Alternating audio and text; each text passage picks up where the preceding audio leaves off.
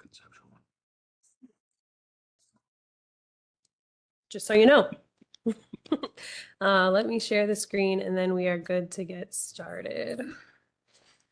Keone will be joining us in a few minutes and we will not have Miss Parker. So let me just get to the agenda here. And you are good to call us to order whenever you are ready. I'm ready. Welcome one and all to the June installment of UIDRB. You ready to be sworn in? Yes, swear and I would affirm- also like to swear in Mosé just in case. Okay. You swear affirm to tell the truth, the whole truth, and nothing but the truth? I do. Stephanie Kensler, Planning Division. I do. Mosey Lattimore, Planning Division. Good. Next meeting, July 23rd, 4 PM, same room. Call the roll. No, Mr. Fleming yet. Ms. Gunzelman? Yes. No, Ms. Parker. Mr. Reeds? Yes. Mr. Sublette? Yes. Mr. Smansky? Present. And Mr. Mather? Yes. We do have a quorum.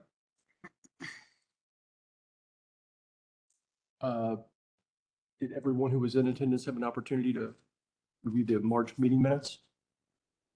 Yes. Do you want to? I move to approve March meeting minutes. I'll second that.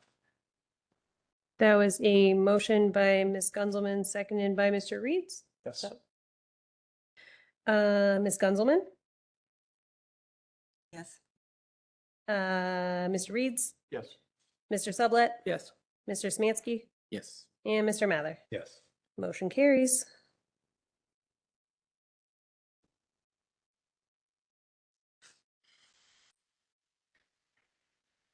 Do we have any other announcements or anything that we need to do before we? No, I will just go over the hearing format quickly since we do have quite a few folks today. So the order of speaking is for each case, city staff will present the application materials and then we'll bring our applicant up and they will be sworn in and asked to share any additional information about the application.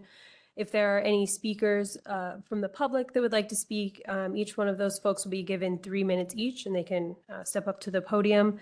And then after that, the board members will discuss the case and ask any questions if need be. Our cases that are on the agenda for action will then be acted upon. And then we will do our conceptual reviews.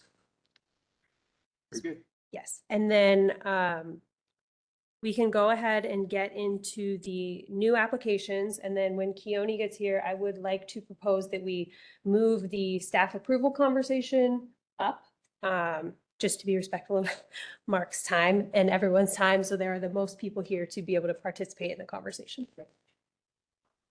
Ready for the first case? Yes, COA 26-00181, 1501 Michigan Avenue. yes, thank you. The applicant is requesting review and action on replacement of doors and windows on the property. The submission includes existing condition photos as well as window and door specifications. Staff notes that the windows and doors were previously replaced without a certificate of approval. The applicant received several code violations for completing work without a COA. The parking pad has already been resolved with the UIDRB under COA 24-00614. The applicant plans to return to the board in July for the outstanding front porch violations. So here are the materials.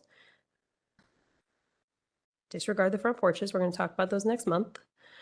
You can see these are, I believe were all the wood windows previously, and they were replaced with white vinyl. The applicant has since painted the entire house, including the trim and the windows and the doors.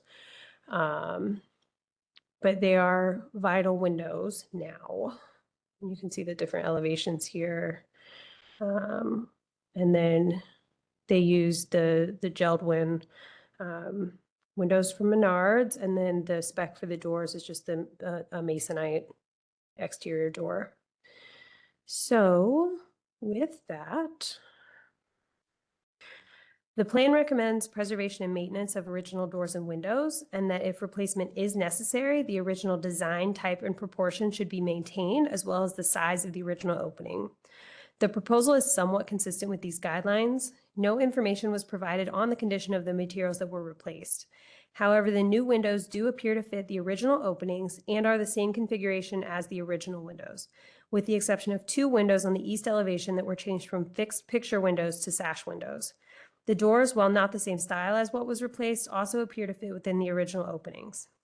While not best practice, the applicant has painted the new windows and doors to minimize the visual impact of the change and did not replace the character-defining bay windows on the first floor.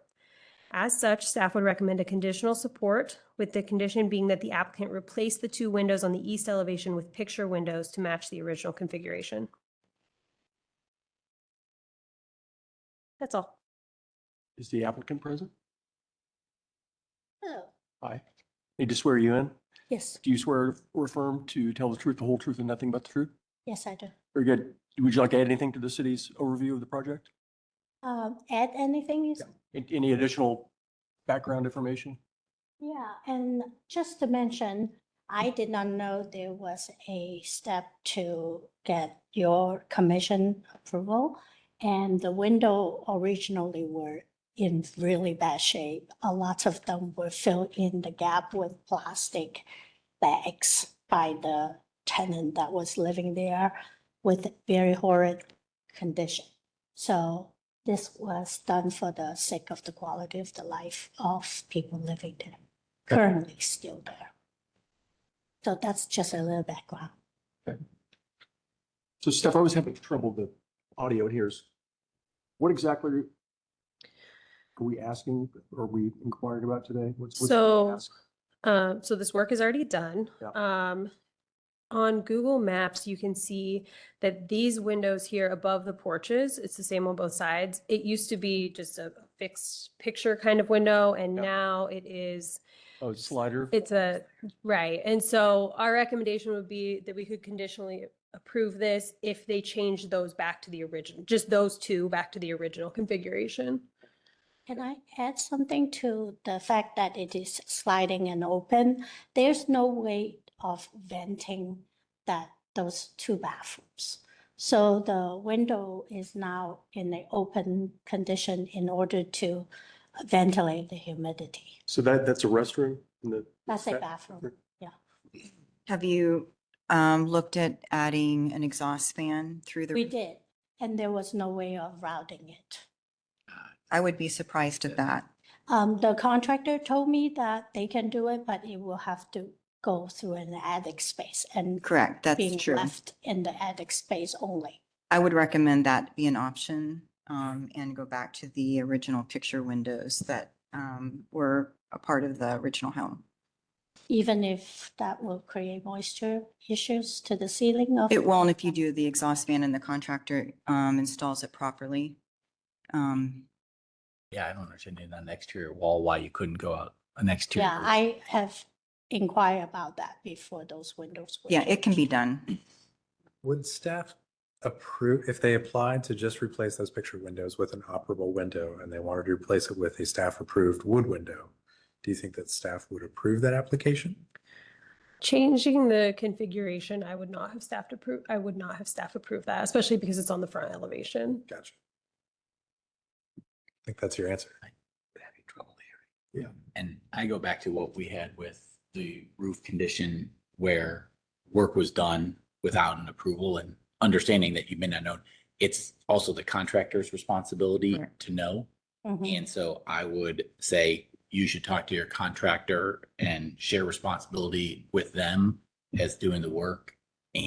But that's obviously you that we wouldn't have approved it in the fact that it's done.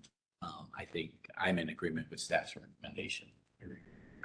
The only question I have about staff's recommendation is that she will have to replace those windows with a staff-approved wood window that is fixed.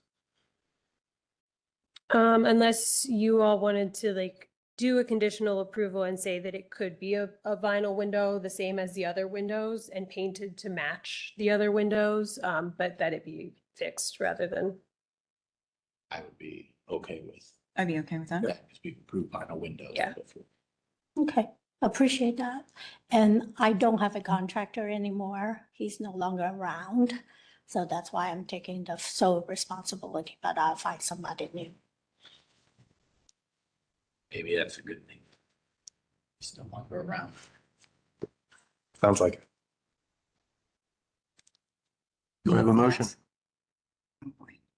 Motion to approve staff's recommendation to replace the two windows that were made operable to fixed windows.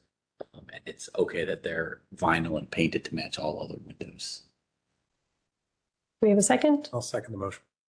That was a motion by Mr. Samansky, seconded by Mr. Mather, for a conditional approval that the applicant replace the two windows on that front elevation back to something that is fixed. It can be vinyl. It needs to be painted to match the other windows. I got that? Okay, perfect. Ms. Gunzelman, Yes. Mr. Reeds, Mr. Sublet, Yes. Mr. Samansky, Yes. and Mr. Mather. Yes. Motion carries. Thank you very much. Okay. Which takes us to COA 2600-414, 190 King Avenue. Yes. Let me get these materials loaded here. Okay. COA 2600-414. This is at the northwest corner of King and Highland. The site currently contains an existing multifamily residential structure built in 1964. The applicant is seeking board approval for the demolition of the existing structure and new construction of a 3-story, 20-unit short-term residential building that would serve families and patients seeking care at the Ohio State University Wexner Medical Center. The materiality proposed includes brick, vinyl siding, hardy panels, and asphalt shingles. The applicant was last before the board in February 2026 for a recommendation on associated variances. In response to previous review, conceptual review of the design, the board was largely supportive of the density and massing and recommended the setback and landscaping be in rhythm with neighboring properties. In response to board feedback, the applicant maintained a larger building setback to match neighboring properties, included more detailed landscaping, and updated some of the exterior materials. Submitted materials include existing condition photos, site plans, floor plans, renderings, elevation, planting schedule, and material details. So we'll go through those. This is the Unverfirth house. You have seen this a couple of times. Here is the site, the corner of King and Highland. This is the elevation. As stated in the staff report, this was something we talked about early on, is maintaining the rhythm of the street with that roof height. Here is the existing building, existing site plan. And then this is that proposed site plan. Floor plans. And we have the rendering.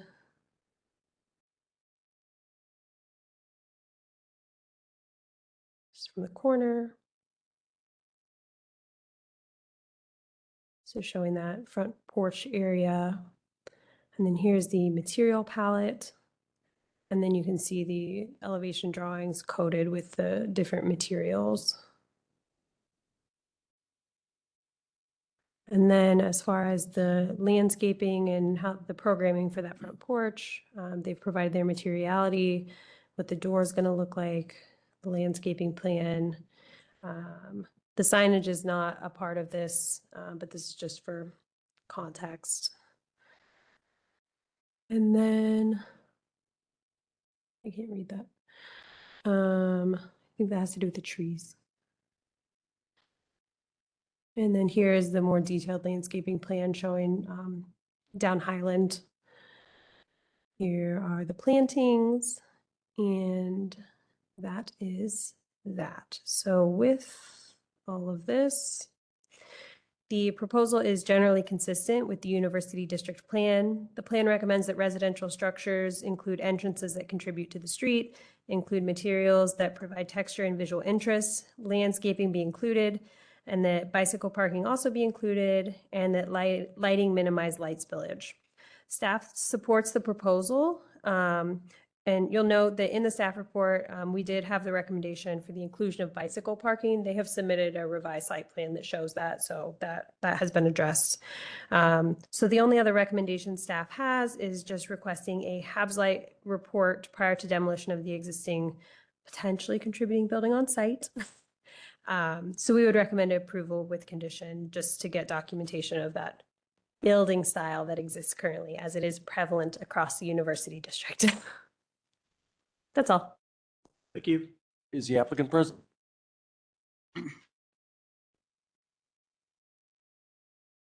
Stephanie, can I add that they have been to the University Area Commission? Okay. I need to swear you guys in. Do you swear or affirm to tell the truth, the whole truth, and nothing but the truth? I do. Very good. Do you have anything you'd like to add to the staff's overview of the project? Yes, we, it was mentioned that we were here last time for the variances. We're happy to report that that was approved by city council for those variances we were seeking. So back here, just to look at kind of the refined design. Overall, the changes are largely in line with what we were here with previously, just a little more refined, a little more detail. We've had some additional site surveys that have just impacted a little bit of the front patio. So we've been working on those designs and making sure to get some proper landscaping around it. Overall, I think the other comment that we had last time was the rhythm of the building up Highland. We changed a little bit how those gable ends work to make it a little more symmetrical as you go down Highland. Our previous, it was a little weighted towards the corner of the building. So now it's kind of symmetrical around the center of the building. Yeah, you can see it on that elevation there on the right. So overall, and I think on one of our early submissions, we did have stone around the base. So we've updated that to be brick to be a little more consistent with the neighborhood and be a little bit more consistent with what we want that patio to look like. Overall, we do have the building held back a little bit to align with the porch of the neighbor next door. And, so we end up with more of a front garden space instead of something in the back. But overall, we're happy to answer any questions. We've reviewed staff's notes and we will provide that historic report as requested. We also do have a few physical samples if you'd like to see them, just of siding and brick. Thank you very much. Questions, comments? The only thing that came, I don't know, I know vinyl. Obviously, I'm actually a big proponent of vinyl and right application. And this is kind of that straddles that residential building to commercial building. And that was my only hesitation was the use of vinyl on such a large building and in the expanse. And I think it's just in our things, it's a discouraged material, but allowed. Is that? I'd have to check. I don't think it's, I might be misspeaking. I don't think that it specifically calls out vinyl. I think it says high quality materials. And All side vinyl. Yeah. I know, and I am generally a big proponent. Oh, I know. We use it. So I use it. I just, as long as everyone out, that was the only thing that I think had a it- little hesitation. But it's on. also a hardy panel, right?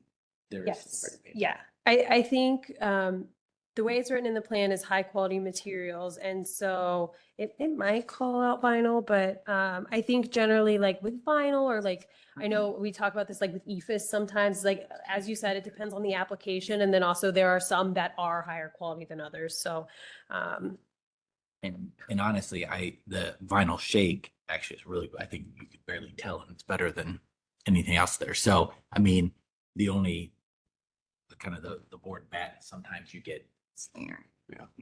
waviness in there. So that was my only, but it's not enough to make me vote no, but I just didn't know if there was other concerns at all on that. You've made my concerns go away with a, Yeah, my objection typically with vinyl horizontal siding is it's so thin. And if you feel like you touch it, your hand's gonna go through the wall.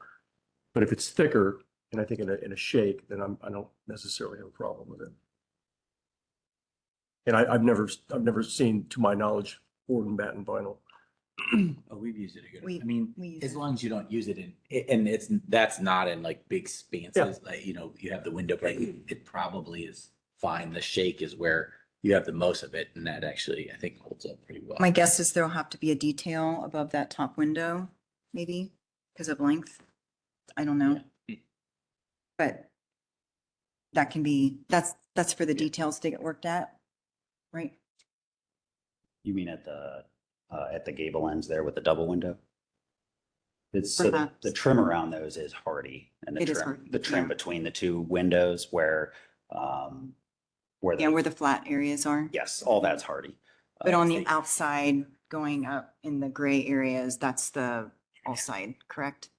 Yes. You'll have to have some vertical. You'll have to have some type of a vertical break. Most likely you won't have a piece that'll go that high. Yes. I'm just saying that. Would you want to review the specification they provide to the staff?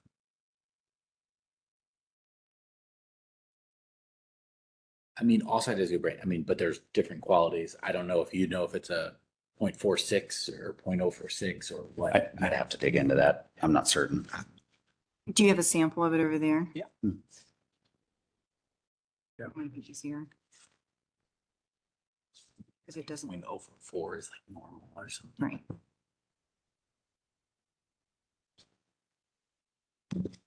So this is the better stuff.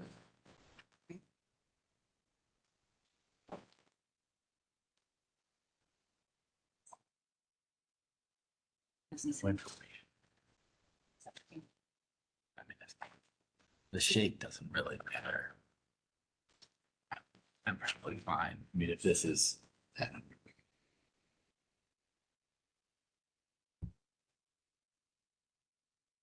Questions, comments?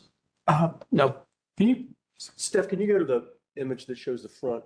I think it's perspective. That's more of a close-up. I think it's from the edge of the crane. Mm, Maybe There's not, we have one. What are you looking for? this is, this one. No, there's one that you're kind of looking at you're looking Here. east. The one on the patio. Yeah, that one. So I think I actually might have mentioned this when you first came, and I'm not going to fall on a sword over this, but I just think it's weird when you sit with your back to the street. And if that bench could be, what is the use inside the window that faces the porch on the right side? That is a front lobby area. So it's a waiting or gathering space. So if they have a shuttle that goes to the university. If someone's waiting for that, they can sit there and look out the window if the Okay. weather's bad. You'd be looking at the back of someone's head if I just think it's weird with your back to the street. That's it. So at any rate, but it's not the end of the world. So, Yeah, it is. And we can refine that a little bit. I mean, I also recognize that if someone sits like I do all the time, you're going to trip over their legs when you come off the ramp and you turn the corner. So I'm just, I'm not asking you to extend that any further, but You right here? yeah. Okay. It's my only comment. Okay. Yes. Yeah. Well, I, for one, appreciate the applicant architect's willingness to listen to the commission and really take everything that we've said to implement into the design. We really do feel like we have a genuine interest in making sure that the neighborhoods and streetscapes are maintained in a way that's a contribution to the neighborhood. So I just wanted to applaud you for doing that in all these steps that we've taken thus far. So can I add that I particularly appreciate the diagram that you showed that related the horizontal elements to those elements in the houses on the street. Honestly, that was helpful for us too, pulling that together. It's interesting because the one 3 houses down is an anomaly. The shorter house Yeah. compared to everything else on the street. I'm glad you didn't think 202 was. That's where I live. Motion? I move to approve. I'll second that. Is that a conditional approval on the condition they give us a HABs light report for the building? Oh. Or do you guys care about that? Yes. Thank you for Um, reminding us. All right, that was a motion by Ms. Gunzelman, seconded by Mr. Reeds. Was that right? Correct. Okay, thank you. For a conditional approval, that we receive a HABs light report for the existing building on site. Do you want to vote on this, Mr. Fleming, since you just walked in? Yeah, I'll abstain. I mean, it looked fine to me, Okay. honestly. All right. Ms. Gunzelman, Yes. Mr. Reeds, Yes. Mr. Sublet, Yes. Mr. Smansky, Yes. Mr. Mather. Yes. Motion carries. Thank you. Thank you. Thank you.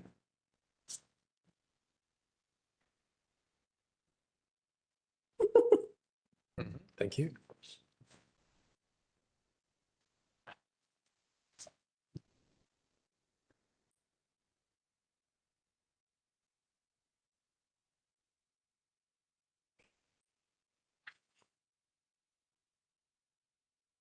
Shifting gears, Yes, Yes, please. we are. It's a good point to do that before we jump into the conceptual reviews. So this was emailed out to you all, the temporary modification to our staff approval list. You know, we went through that whole thing to get everyone on the same list, and then things change as they always do. So we are proposing some temporary modifications to the UIDRB staff approval list just through the end of the year, so we can sort some things out with staffing capacity. So this was emailed out. Mark Gervillis is here to talk about it, answer any additional questions. I redlined it so you could see what was changing from what exists. So we added a section in from the code that just clarifies that, you know, anything on this list, I can bring it to the board if I think you should see it, even though I could staff approve it, or an applicant could request that it come to the board. So just clarifying that. The change of use section, I'm recommending to strike that because I think it's covered under the added variance section.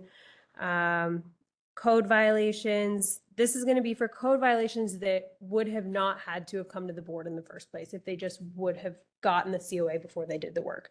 So the code violation we saw for someone ripping off their slate roof, that would not be something that I would staff approve because that would have had to come to you in the first place. But some of these minor ones, just allowing those to be handled at the staff level.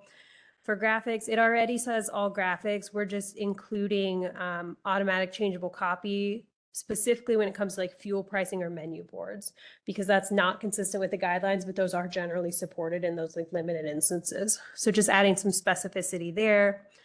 I struck for EFRB and UIDRB from the next section just because this is a UIDRB specific list. Landscaping and hardscaping, just removing minor to just, oh, yep, sorry. Okay, so striking minor from landscaping and hardscaping, that basically is just opening that one up a bit. No change to the lot modifications, to the building or site changes. That is being proposed to be changed to alterations that do not substantially change the character of the building or site, including additions that are not visible from the public right-of-way. The current list, so the reason for this recommendation is the current list is pretty limiting. You know, we can use our discretion if something is substantive or you know, like we just saw with the windows. We'll certainly bring things like that to you all. We can consult with our friends in historic preservation about those things as well. And then just noting that the caveat of visible from the right-of-way, that is kind of a best practice that other cities use when they're determining a threshold for review. So that's why we threw that in there. The next one is new construction of 4 units or less, not located on one of the primary corridors listed. Those corridors came directly out of like Zone In and the Columbus Growth Strategy. This I know may sound a bit scary. I'm happy to talk about it, but this is really for those like frequent flyers that come and they bring the same application over and over that has been approved on other properties. Obviously, if something were like cattywampus, I would certainly bring it in. But this was really just put in there to cover those that you've seen again and again. Under parking facilities, just kind of cleaning that language up a bit to increase some flexibility. And then under renewal, just taking out the caveat there to remove the time limit. If it's just a renewal of something that was already approved with no change, we felt that that's something we could just staff approve. If there is a change and it is a change some substantive enough, it would come back to the board. Or if it's just a minor change in like a you know, a manufacture of a material or something, but visually it's not changing, we could just staff approve that change. And then I think, let's see, do I need to scroll or can you guys still see? I need to scroll. Re-roofing, I just struck the in form, shape, and color, just to open up the flexibility a little tiny bit, like when it comes to color, if someone is trying to match existing. The board has generally been pretty lenient with folks if they're choosing an approved shingle, but a different color, especially when it comes to matching existing. So that's just for consistency with how we have operated in the past. And then we have a little bit bicycle parking. That was just a duplicate. temporary use, removed that section as it is covered under the variance recommendation section, which is the next section. This is a new section that we were actually wanting to add to the staff approval list anyways. But this is to allow staff to do the recommending of variances that are consistent with items already on the staff approval list, independent of whether or not a COA is required. I can provide some examples of that if need be, but that would be like a recommendation on zoning clearance, a change of use, or a temporary use that does not significantly alter an existing building structure or other site component. And then under windows, I just changed should to shall, or other way around, change shall to should, just to increase in flexibility where we have these unique circumstances that come up. But not a lot of change under the windows section, and then just removing the zoning clearance as that was rolled into the variance recommendation section. Happy to answer any questions about this. Also, if Mark has any questions or any additional background on kind of the why, happy to take questions. But we would hope that you all would, if there's consensus about making a modification, we're happy to do that, but we would like you all to vote on a modified list tonight so that we can start operating in I this mean, way. the only modification from my side was to not allow 4 units of less to bypass the board. I think, because I mean, 4 units yet less includes like single family houses and stuff. They contribute to the character of the district. They should be within the board's purview, in my perspective. I agree with that statement. And Stephanie, this says it's till December Yes. of 26. So after December 26, it goes back to the way it was, or?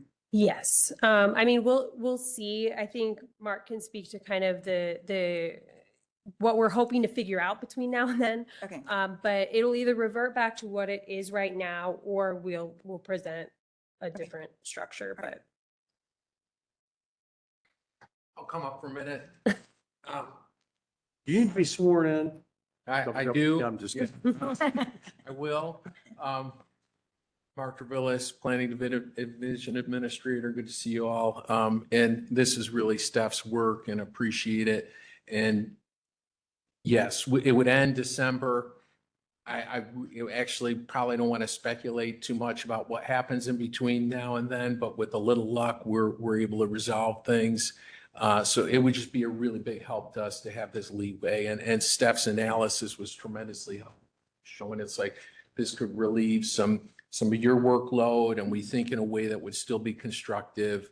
And, you know, we have already started to use the whole team. You know, it's kind of a nice opportunity for us because we now have the Historic Preservation Officer, Assistant Administrator, and 3 managers, I think at least 3 of them that have staffed the UIDRB that will now be doing the staff reports.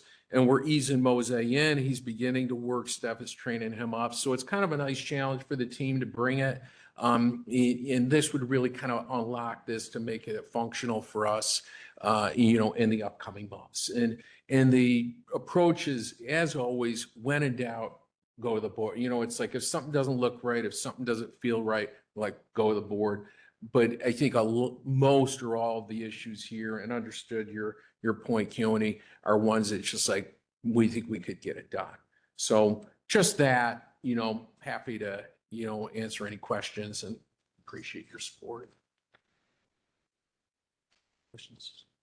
Do I hear a motion? I'll move to approve.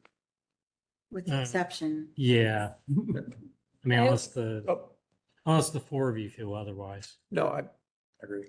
All right, so motion to approve with one modification, review. If you'll It's under scroll the up. new construction. Yeah, we'll section, strike the new construction section from the list. Yes. Right there. Motion to approve with the one condition that the modification to the new construction section will be struck, and the board will retain purview of new construction of 4 units or less, regardless of location. We need a I second. second. That was a second by Ms. Gunzelman. Mr. Fleming, Yes. Ms. Gunzelman, Yes. Mr. Reed. Yes. Mr. Sublette. Yes. Mr. Samansky. Yes. And Mr. Mather. Yes. Motion carries. Thank you. Thanks Thank you again. so much. Appreciate your Good seeing support. Yeah, good to see you all. We really appreciate what you do, you know, and not here often, but I hear about it. And I would have stayed the whole meeting. Only I was good kind of things. looking Only forward good to it, but that's nice. Steph's looking out for me. I'm going to leave the rest of the work. And we agree, Stephanie's a rock star She and, is. Thank you. yeah, so If we're you real, only knew, she's doing a lot of other good things too, so. appreciate Thank you. those Yeah. words. All right, see you all. Thank you, later. Mark. See ya. All right, back to our regularly scheduled programming.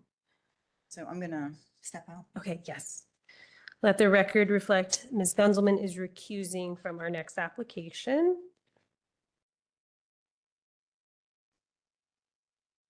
Ready? COA 26-00403, 21 East Arcadia Avenue. Thank you.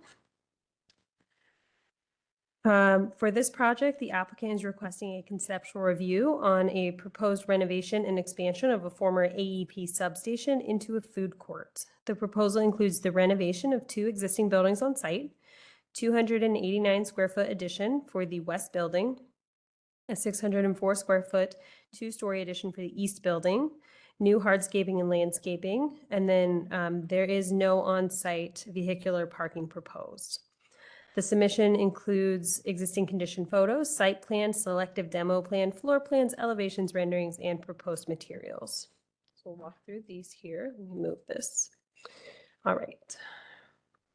Here are some existing condition photos.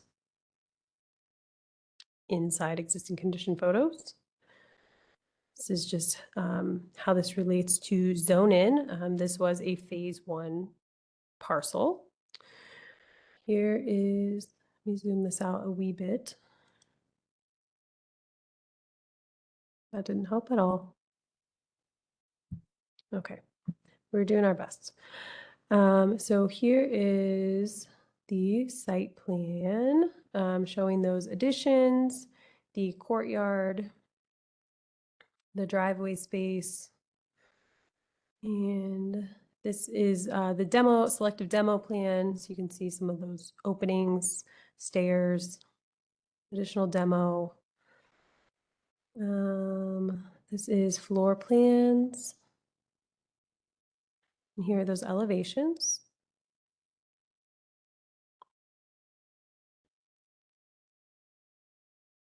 And then we have this concept rendering.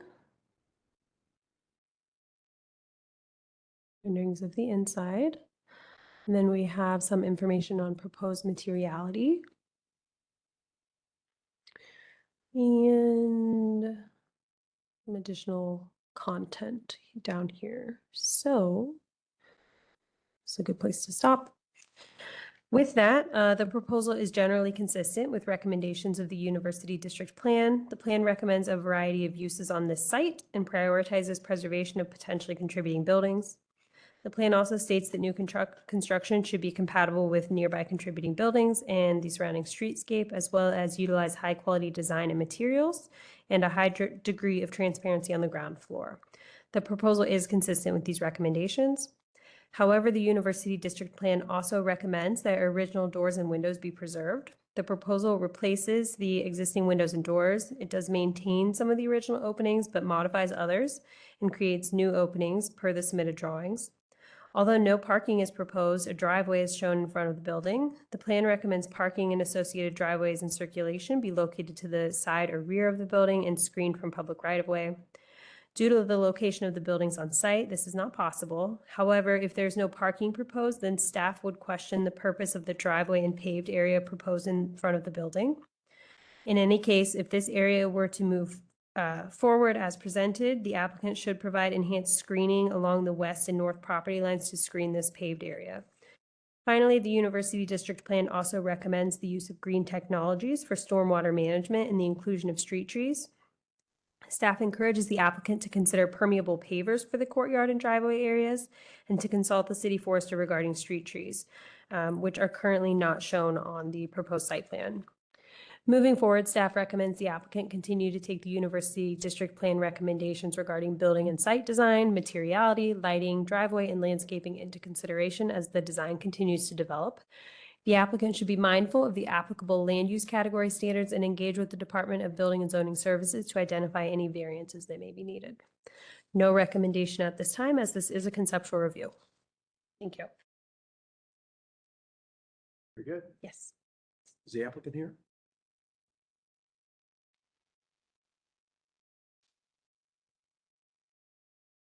I need to swear you in first. Do you swear affirm to tell the truth, the whole truth, nothing but the truth? Very good. Do you have anything you'd like to add to the city's overview? Good afternoon. This project is a convert the two existing brick building to the food court and a restaurant and some beverage event place. And our design is we want to keep the existing characteristic of the building as much as we can. So however, the existing building, the window are single panel, so it's not fit the common check. So we replace maybe all of them, but we will keep the same style, color, and pattern related to the existing openings. For the landscape, we create a ADA ramp to match the building requirements, and also we keep all the exterior facade. Most of the new design are happening in the courtyard. And yeah, the function is 8 vendor kitchen is maybe some bubble tea or some street food. For the plaza design, we have the open space for prepare for the food truck just in case. And the site without any park is one of my concern. And yeah. I think that's it. Questions, comments? And you all saw that we got 2 emails in support of this proposal. So I did share, we received them and I shared them with the board.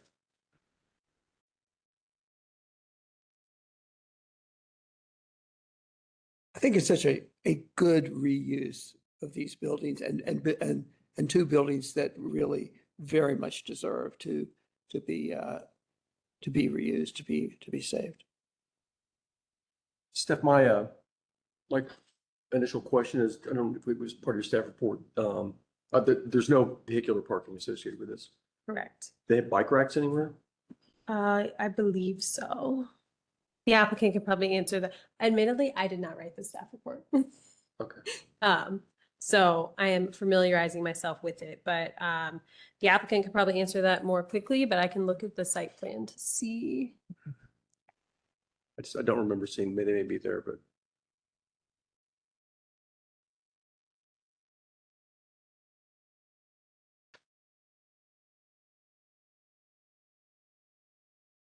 Oh, yes, bike parking here. Okay. Okay. It's like a couple of racks. It might be a little light. Yeah, we can offer more bike parking. So another question, the what's depicted as turf on the west side of the existing, is that real turf? Is that intended to be real turf? Like real grass? Yeah, it's real grass. So I saw from one of your renderings, you're parking food trucks. So you either need to you need to use reinforced turf or something else, because it just won't, it'll be a mess and you'll end up having to fix it. So yeah. So there's that. And then the other thing, it's not really a criticism, but just a comment. You might consider, I mean, I see you got some umbrellas on the tables. Yes, the second floor is a bar, and then we have the outdoor terrace for the bar. So I would long-term, if you can come up with a way of providing, consider permanent shade, because we're in Phoenix, but if it's noon and it's 90 degrees and it's sunny, it's just not that fun to sit outside. And people want to sit outside. So it's like, if there's any way, I don't even know what that means, if it's more tables with umbrellas or some larger structure you could put picnic tables under. It seems like an opportunity that would really make this a much nicer place to go in the summer months. So, but I agree with Tim's comments. It's a great reuse. Cool project.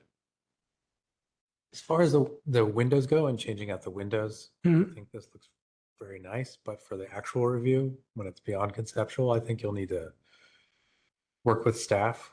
Okay. Potentially, and or justify the change of the type of window. If you Okay. need it functionally, you'll have to make that case. Except this is neither here nor there. When was this building built? I'm just curious. I mean, it's a chopped up mess, I think, because part of it was the old streetcar depot, but some of it was torn down. I think the right-hand building, some of it is it's like the 2/3 remainder of the depot. And then I Okay. don't know about the one on the left. It used to be a AEP Yeah. substation. Yeah. I think it was Dean Locker at JO got it on auction and made out like a bandit. While she's pulling up the imagery on the courtyard, Mhm. do you intend asphalt there? No, it's a gravel. At the driveway? Yeah. Okay. Have you talked to Building and Zoning Services about that? Because I know it's not meant to be for parking, but gravel, I don't think is an improved parking surface. So it might just be something to circle back with them on that. What is happening?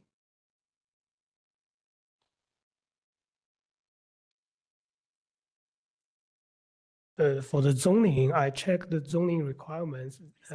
Our land is not, we don't have any parking requirements. So, which means we don't have to have a parking, but for the functional, yeah. So the customer welcome parking. But our neighbor have a cafe, it's called, I don't know, facing to our property. It's a restaurant and cafe. They don't have parking. And I talked with the owner. The owner said he will negotiate with the CVS close to here and to pay some parking space to from the backyard CVS parking. Okay. Yeah.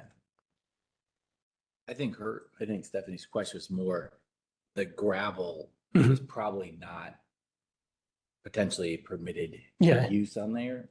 If it's, It's my funny understanding, if it's a parking lot, it's got to be asphalt or concrete. It's not a parking lot, and I would be opposed to it being a parking lot Yeah. anyway. I mean, I think to me, the crushed aggregate's not inappropriate for the use, which is kind of an entry forecourt to a food, hospitality facility. Completely. But the way it shows there's a driveway, I mean, it Well, and it sounds like there's a potential, I see on the drawing, the one food truck over in the grass, but there's potential for other food trucks to be there. And so I would just want you to check with building and zoning to see at what point is it considered a parking, if there's a food truck parked on it, kind of thing, just to see if any variance is needed. But the staff report recommends using like permeable pavers there anyways. I think so. it's to your point about the maintenance and what it looks like. If that's a whole drive aisle going up to that and it's just a concrete apron leading to crushed aggregate and it's just grass, there's going to be long-term. This can be a maintenance nightmare. It really will be. Even if you stabilize the aggregate, my concern is you're going to be tracking it in the building all the Yes. time when it's nasty. You're going to end up with wanting a more permanent solution. I can't find how old the Like building is. execution of a permeable paver is rarely done well. And I Well- hate to add cost to this project. I think the problem is they're not maintained well. They don't vacuum them, they don't respread, so they end up full of silt. I'm not saying it has to, I'm just saying with the way that's showing with the whole driveway, like everything leading up to there, then could it be that it's more of a smaller curb cut? So it's not meant to look like, hey, you can pull in Or you- everything Or you push the gravel back or you push the gravel, but yeah. and or. Yeah. So that just looks like a big parking, like you're gonna have 2-3 Yeah. food trucks pull up there. Yeah, I mean, you make a point too about tracking the gravel out into this right of way. I would stop. And the curb cut remains, correct? Yeah. So I think also it looking like a driveway could cause a safety issue for people coming to visit and thinking that's where they Yeah. pull in.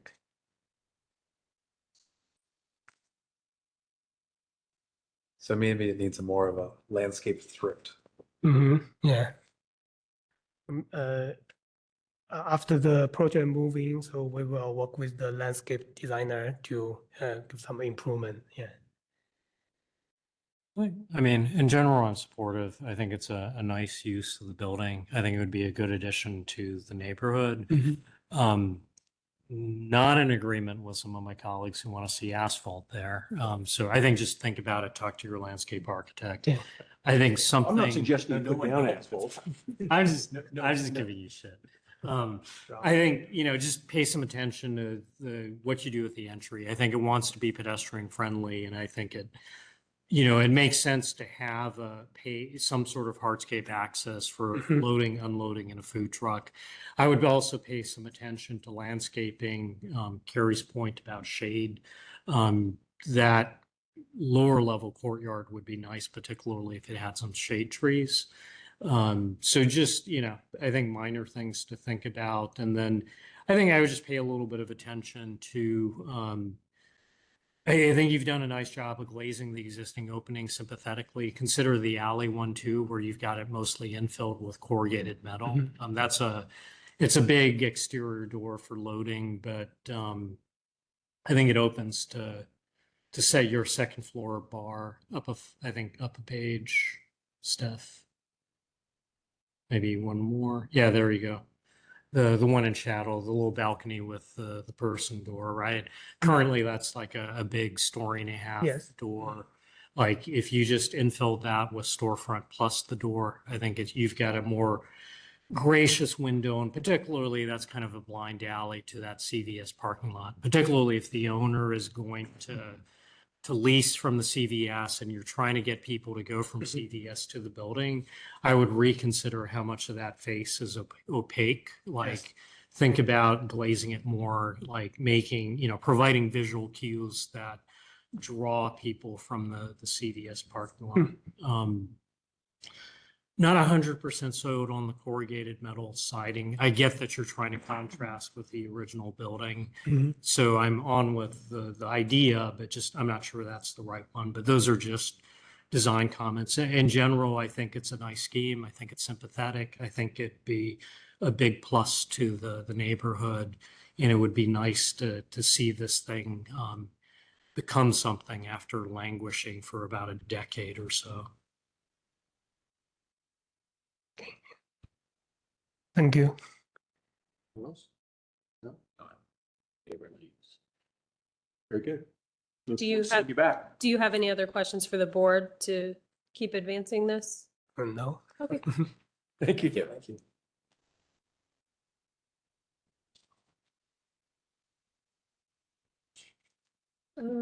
Mose, do you mind grabbing Lori? She's probably just sitting right out there.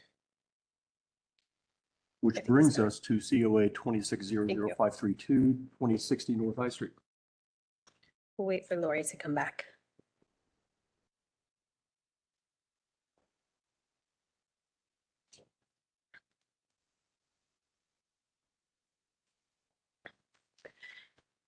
Just to clarify, this is a conceptual review. I do think that they are hopeful to get like some type of straw poll out of you all. So just so you know.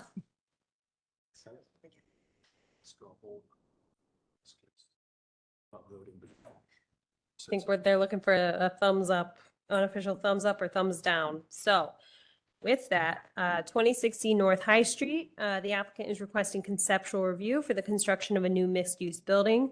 The proposal includes the demolition of several potentially contributing buildings on the site, circa 1961 and 1915, as well as several more modern structures from 1988, and construction of a new 7-story mixed-use building. The proposed new building would include approximately 3,300 square feet of retail, 220 residential units, which is 864 beds. That is a slight uptick from the previous iterations, and associate amenity space, as well as approximately 240 parking spaces between underground and ground floor structured parking.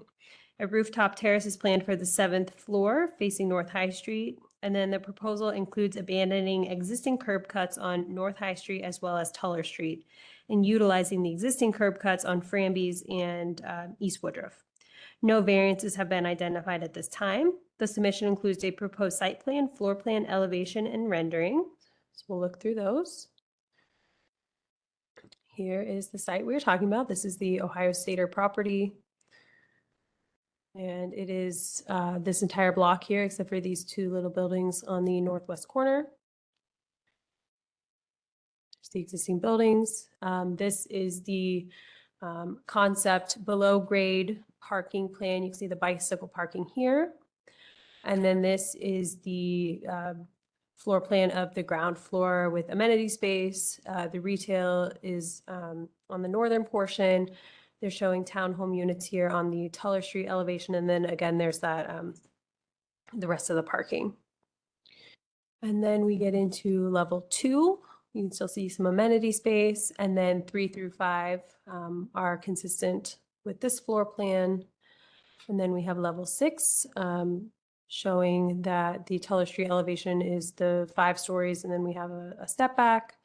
And then level 7, this is that rooftop amenity space. And then here are the exterior elevations. So this is the High Street elevation, the south elevation along Woodruff. They are proposing an art wall placeholder. That is a change from the previous iteration. And then we have the Tuller Street elevation and the Framby's elevation. And then here are the renderings.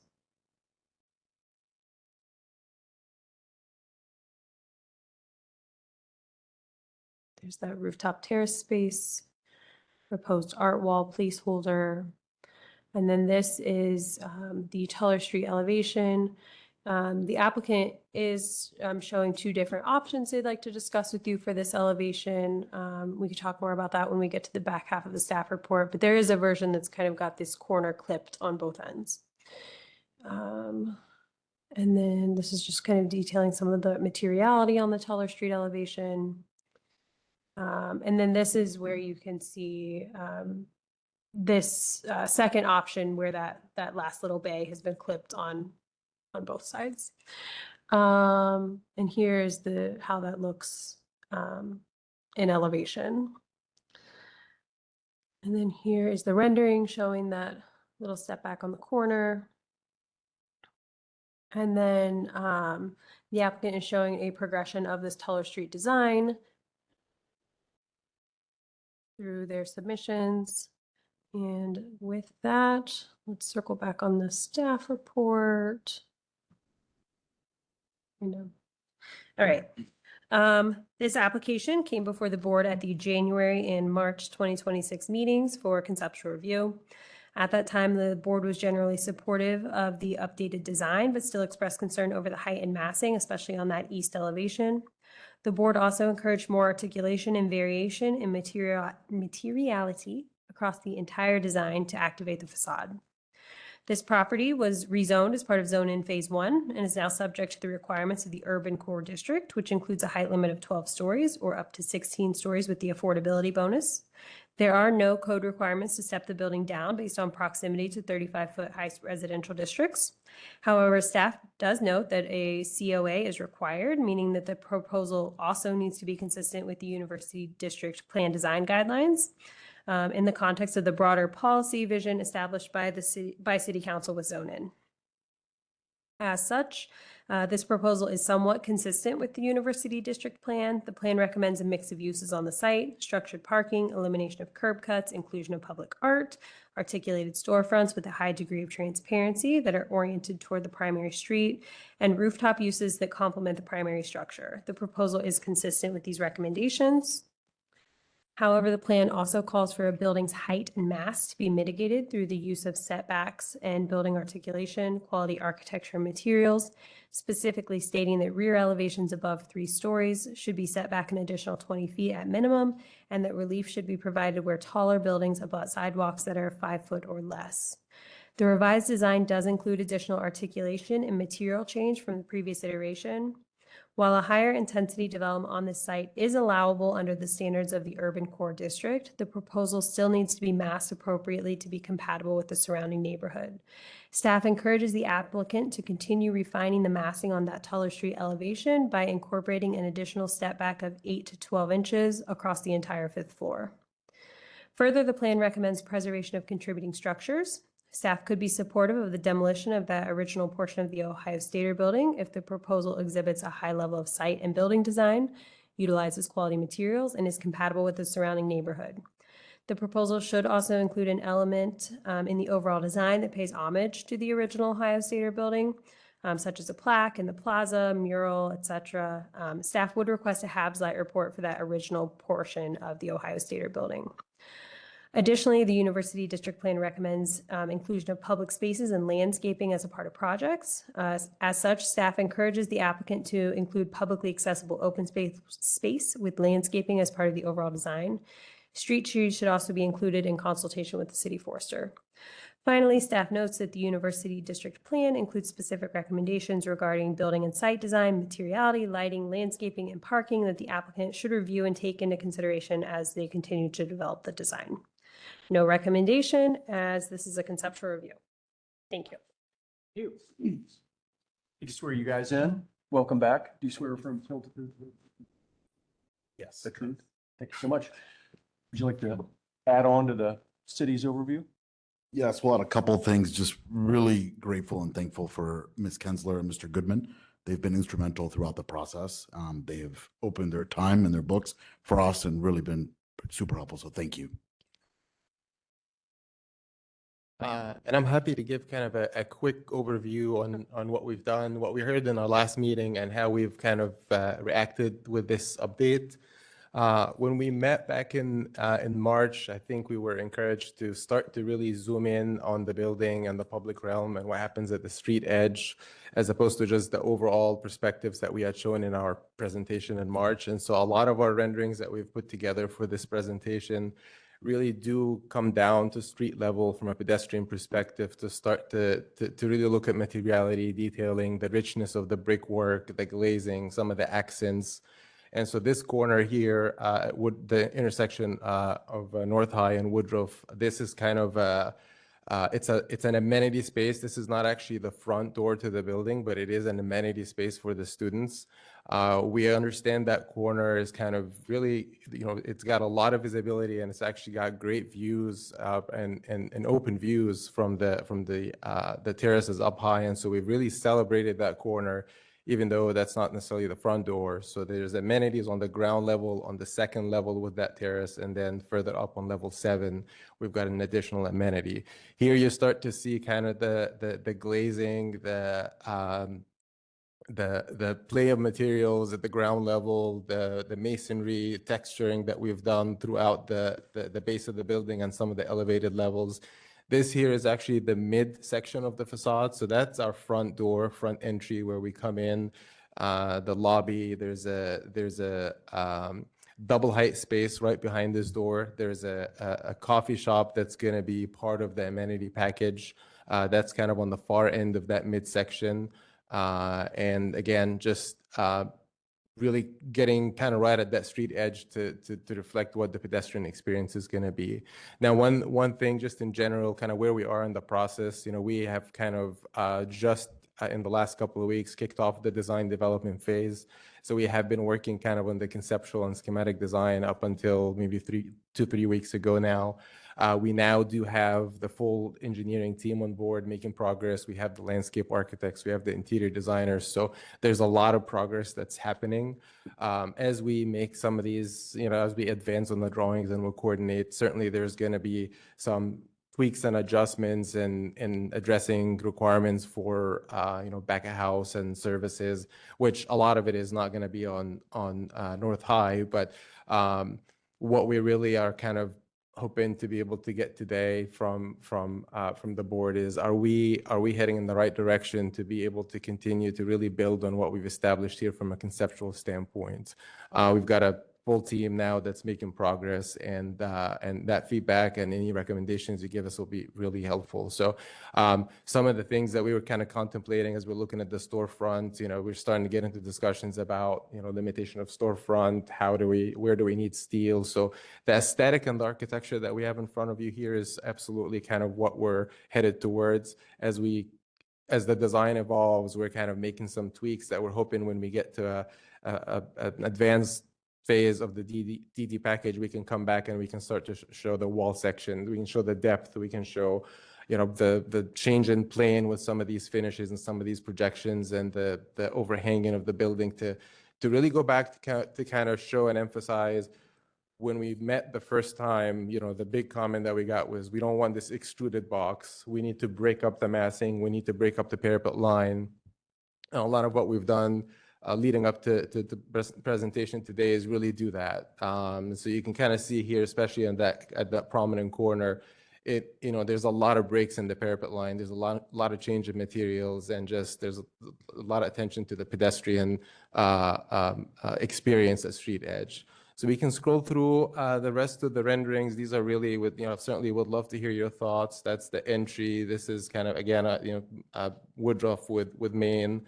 The next slide, this is the roof terrace up high, taking advantage of the open views.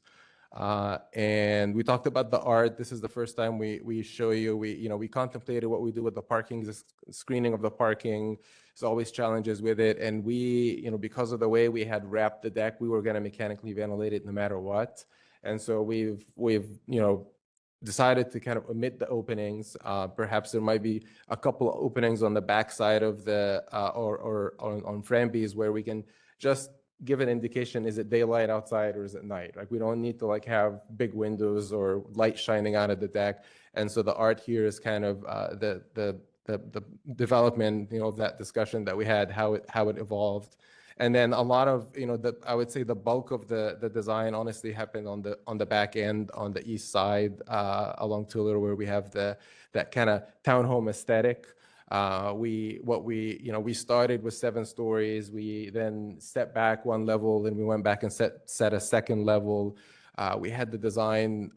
We got feedback last meeting that it felt a little more institutional. It was kind of consistent with the rest of the palette on the rest of the building. And why not celebrate this and approach it differently? Why not, do a different color masonry? Why not really try to think of it as individualized kind of sections? If we're gonna say it's townhomes, why not approach the townhome kind of design for that facade? And so what you're seeing here is kind of, instead of it being same color, we really started to look at it not horizontally but more vertically, celebrate these street level entries that will help activate the street, and kind of detail it in a way that not only is it stepping the massing, but it's kind of stepping the scale down as we get to the single family to the east of our development.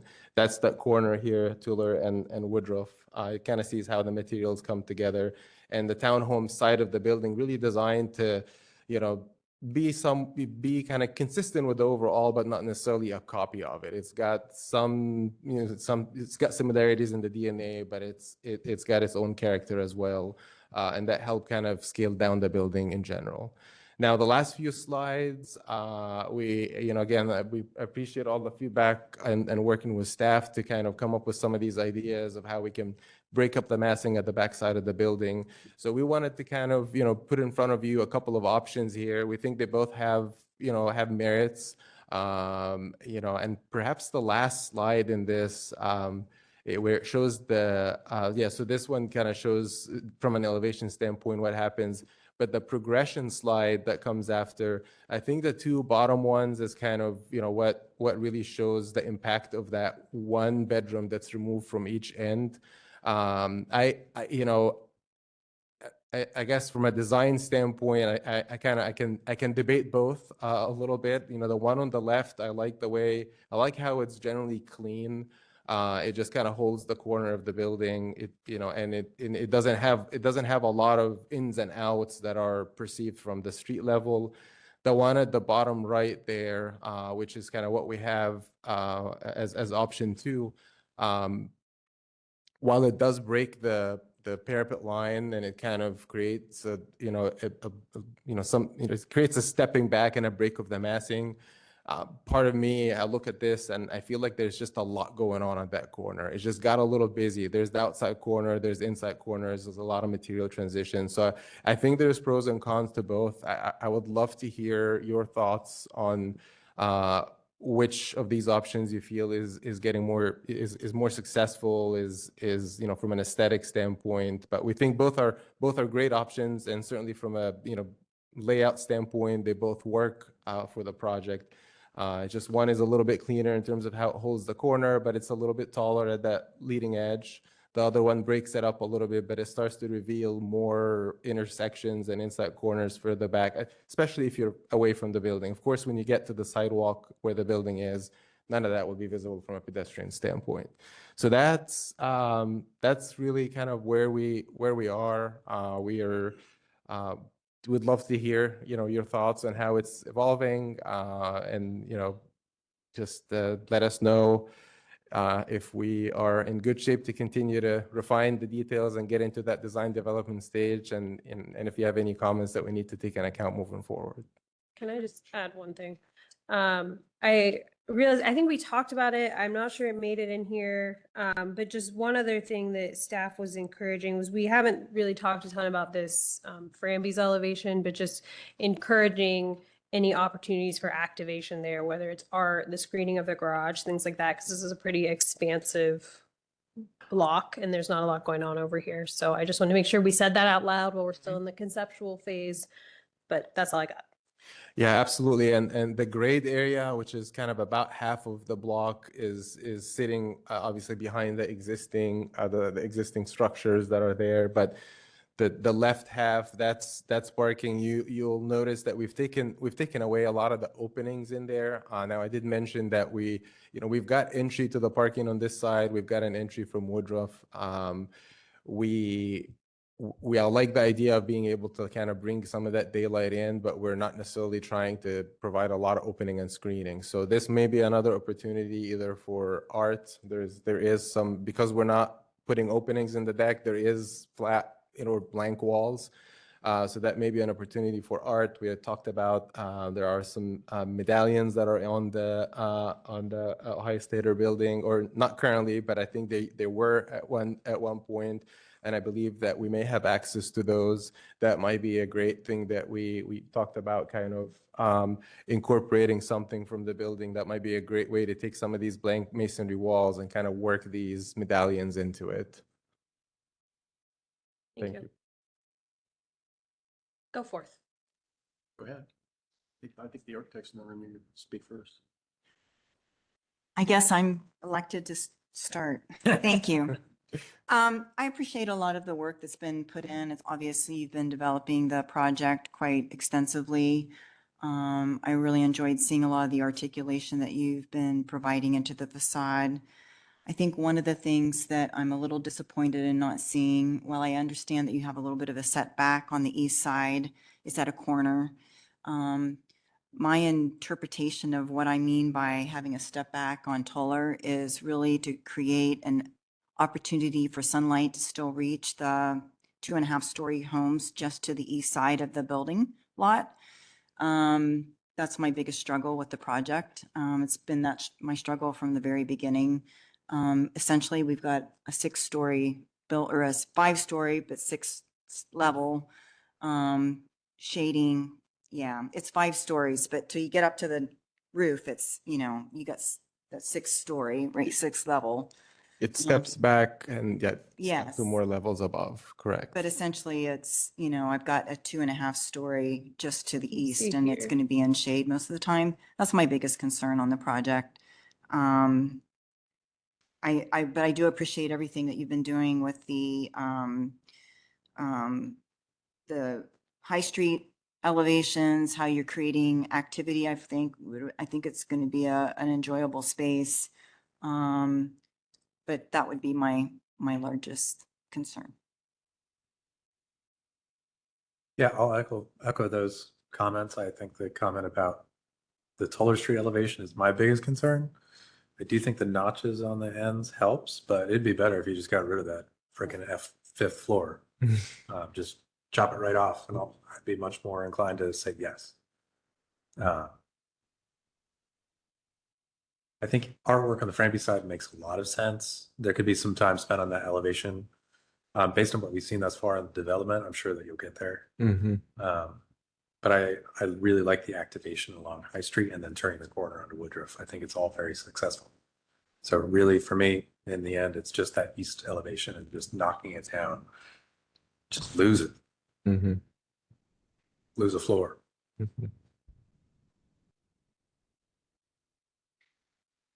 Yeah. Y'all have been busy. It looks good. I mean, in general, I'm supportive. I think you've done a lot of work. Going to hold you to it. You've got a lot of brick detailing and rendering that hopefully doesn't disappear in DD when you price the thing out.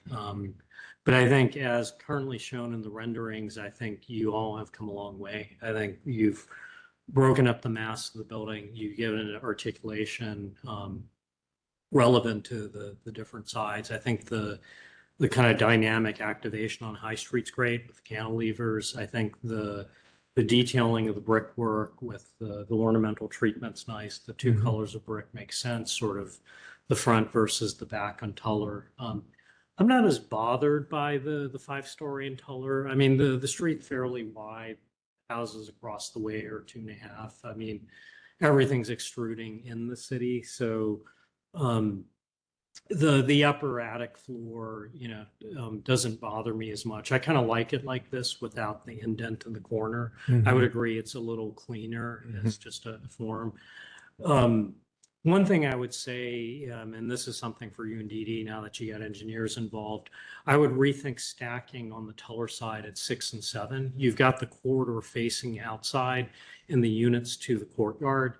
That's a bit of a missed opportunity because you've got a blank face to the neighborhood where all the light is, and it's only really evident if you go to the floor plan. Yeah, right there. Yeah, so 6 and 7 on Teller, you can see it makes sense, right? You're just stacking the units from below. They're facing into the courtyard. The whole expanse out to Tuller in the east where all the light is the corridor. So I would see if you could maybe flip it, put the corridor on the courtyard side and get the units to the east. But I mean, yeah, exactly, in the blank wall. You're not going to see it from street level, but still from the standpoint of renting units and getting rents, it's going to be better. You're going to ask for a better number if you've got more windows to the east. I mean, in general, I think you've come a long way and I think it looks pretty good. So I'm supportive pretty much as I see it with some minor comments. I think staff has a good point. Pay attention to the blank wall on the north where it's up against the street. I mean, it might be that in some cases, an opening to a parking garage is better than a blank wall. It gives you a little bit of depth. Right. Thank you. I would say generally supportive. I think it's come a long way. I have 3 things that to me are important. The Tuller Street, I don't know if it's removing that top layer. To me, also some of it has to do with window pattern, ins and out. If you look at below those townhouse, everything up there is just flat facade and mostly single windows. I'd like to see some relief in those units on the upper levels that make, and maybe that's even where the step back occurs is after the townhome. So it feels a little bit, it's not quite there. It's better. And so it may not be as simple as just taking one level off. It's really taking a look at how those units stack all the way up. But I guess I would agree with Keone. I'm not necessarily, it's not, there's a magic number that 4 stories makes it. I don't have a huge 4 or 5 isn't going to make a huge difference to the neighbors, in my opinion. So that's number 1, is just the continued work on there. Number 2 is the overall, I think, window pattern throughout the whole building. Windows, I think, make a big selling point. Windows permeability in the building, and there's a lot of just single windows in here. And honestly, a lot of it, I mean, the cost of windows, it's not that much really more. It's actually probably cheaper than putting brick in when you look at that from a cost perspective. And I think it adds a lot. And then the final thing is, I think you did add a lot of brick, which is great. I'm not in love with the 3 chunks of the light color brick across the front and how that plays. I mean, I think that there's some refinement on there. I like the use of the brick, but I think there's something that can be done to make that. I think the ins and out on that elevation, the use of brick is great, but just some more refinement on that elevation. I'm going to respectfully disagree. I wouldn't go about changing the materiality on those 3 volumes. I worry that it's going to become extremely noisy if you do that. So I would advocate for those 3 brick volumes to stay the same. Maybe you could vary the brick pattern or something else, but keep the brick the same. That's my opinion.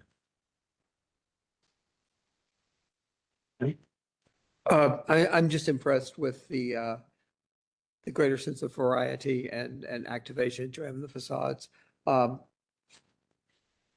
And I think the variety of materials is effective. I sometimes sense that you're sort of debating with yourself about variety versus simple, plain. And I think you're not erring on the variety side. I think it is, I think it's moving in a way that's really effective. Appreciate that. I have one more thing to add. Thank you for making winter in Ohio look pleasant. Yeah. Thank you. I'll try and be brief. I agree with my colleagues that I think the level of transparency that you've achieved on the High Street side is really is engaging. It looks interesting. I have a minor concern that are you celebrating what is the primary building entrance enough? Because it's like it doesn't really smack me in the face, not that I have to be, but just, and I don't know what that really means. It just, I don't know if I'm not going to argue for a different color brick. I appreciate your point on that, but I'm wondering if there's something, I think that's the only place that you got an awning. That's correct. I mean, maybe that's enough. I think that I'm not saying there's a sameness of that portion of the elevation. I just wonder if there's something that could celebrate the primary entrance to the building a little bit more, but I certainly appreciate the transparency from the street level. On the Tuller Street side, I'm not as put off by the 5 stories. I'm not really, and I'm not going to fall on a sword about this, what the architect's here for, but the entrance, kind of the center one, that just looks odd to me. I can't say anything besides it just looks odd. So I'm not suggesting it matches the other two necessarily, but the other thing I wonder about, and it may be a cost thing, one of my favorite not new buildings in town in Livingston, it faces north and it's got, would it be a mansard roof? The kind of, I know. it's the green one that, yeah. I think it's a really attractive building. I don't know if you could pull that off, but I think it's not about a shading issue, but I think it just would make the building a lot more interesting if it did that. Or just think about it. It would certainly come across as more residential. Yeah, Yeah, it would, yeah. and it would make it feel less tall. Yeah. That's really it, though. I think you made a lot of progress, and I'm on board with the direction you're going. So impressive. So in regards to the Tuller Street elevation, the staff recommendation was it was not to necessarily lop off that 5th story, but it was to do a deeper step back. I think we said like 8 to 12 inches. Can you all just respond to that? Because I think they're hearing different things. Of some people are fine with it. Some people are saying lop it off. So I just want to be clear with them. I mean, It's not there now. And I don't know what it takes. I don't know if 8 to 12, for me, I don't know if 8 to 12 inches does it. I don't know. I could be totally fine with it there if there was a deeper relief in a few spots that made it read more. Like, to me, they're creating the townhome by the brick, but there is no like difference between those brick colors. It's a couple inches and it would like to see a little bit more break there than necessarily just 12 to 18 of them. I feel like 12 to 18 is going to be a ugly Yeah, I built don't think condition I agree. Okay. and just cause a lot of potential. I mean, it's infiltration. a gesture that doesn't really do anything. I do like the mansard roof idea. I mean, in a way, it's a cheesy nod to the Victorian architecture, residential architecture in the surrounding neighborhood. So there's that. Yeah, I agree. With respect to the notch on the corner of the building, I don't like the way it looks in elevation. I like the way it looks in perspective. I think it's more engaging on the corner, but I think if you can pull off the mansard, I don't think you need to notch the corner. I think it would read much more strongly if it addressed the entire elevation of the, maybe, I don't know. No, I mean, I think I'm on an island of hating that 5th floor, but okay. and I don't know if the mansard is going to look right or not with the other, architectural language of the building. I mean, I think you're smart enough to figure that one out. So I have to trust you on that one. Yeah, well, we'd be happy to study that. Yeah, absolutely. Anyone else? Any additional? You feel like you got what you needed today? Definitely. And I think I'm hearing that, obviously this is conceptual, but we're going down the right path, detail it, start to work in the sections. To the point, made earlier, let's make sure that design and the richness that doesn't get lost in the detailing. And that's kind of our next big phase, is to really come back next time and show how we've taken these concepts into really design coordinated sections that show the depth and the texturing and layering and all that. So We appreciate your hard work. Building's really come a long way, so we appreciate that. thank you very much. Okay. Appreciate it. Thank you.